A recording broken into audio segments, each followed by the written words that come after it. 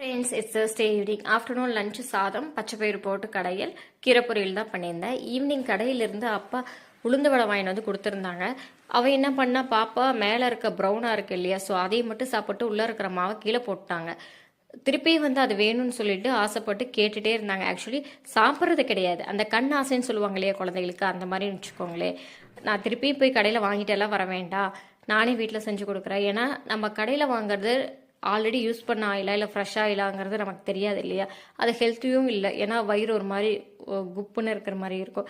So அதனால் வீட்லேயே ready பண்ணி கொடுத்துடலான்னு சொல்லிட்டு ஒரு 150 கிராம் அளவில் உளுந்தும் அரிசியும் வந்து அரிசி ஒரு கைப்பிடி அளவுக்கு அரிசியும் வந்து ஊற வச்சுருந்தேன் ஒரு 1.5 மணி நேரம். அதுக்கப்புறம் எடுத்து அரைச்சி வெங்காயம், சீரகம், மிளகு, பச்சை மிளகாய் இதை மட்டுமே போட்டு கடைசியாக வந்து ஒரே ஒரு ஸ்பூன் மட்டும் அரிசி மாவு போட்டேன். ஏன்னா கொஞ்சம் கிறிஸ்பியாக வரும்ல, அவங்களுக்கு பிடிக்கும்னு சொல்லிட்டு. பட்டு போட்டு பார்த்து எடுத்தால் சூப்பராக இருக்குது. கடையில் வாங்கிறத விட நம்ம செய்கிறது எவ்வளோ நல்லது. அடுத்த வீடியோவில் பார்க்கலாம். Stay tune.